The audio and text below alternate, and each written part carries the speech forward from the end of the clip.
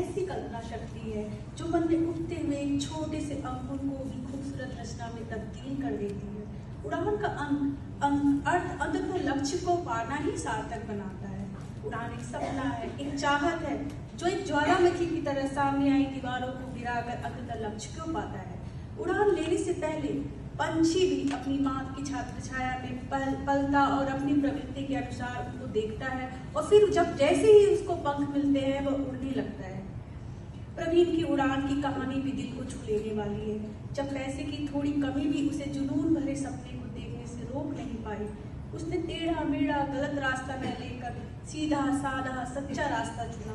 वह चाहता था चोर उचक्का भी बन सकता था या जेब कतरा या लुटेरा, बस उसने वो नहीं किया। उसने अपनी अध्ययन को ही अपना रास्ता चुना। अपने परिवार को गरीबी के भंवर से निकाल कर अमीरी की राजगद्दी जो दिलानी थी उसे, जो लोग उनसे सीधी बातें नहीं करते उनसे आंखें जो मिलानी थी उसे।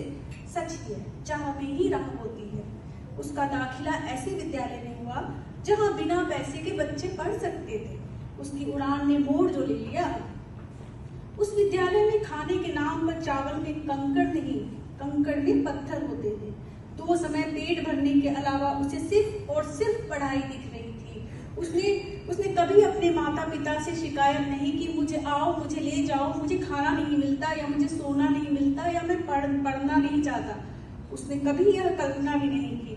उसका एक ही कहना था, सपने देखो तो बड़े देखो। छोटे सपने तो थोड़े समय में ही खत्म हो जाएंगे, फिर आपके बड़े सपनों का क्या अर्थ होगा। 12 साल का लड़का मुसीबतों से नहीं डरा, न अपने सीधे साधे माता पिता से कोई शिकायत की। उसे बस एक ही धुन सवार थी। अपनी कठिन मेहनत के बल पर वह अच्छे नंबरों से अव्वल हुआ। उसका नाम आज भी उस विद्यालय के प्रवेश द्वार के बोर्ड पर लिस्ट में प्रथम श्रेणी में है। सफलता के मूल मंत्र को उसने अपने जीवन में उतार लिया था। सफलता के मूल मंत्र विद्यार्थियों में होने चाहिए। ये 5 लक्षण हैं। काक चेष्टा, वपो ध्यानम, स्वान निद्रा, अल्पाहारी, सदाचारी।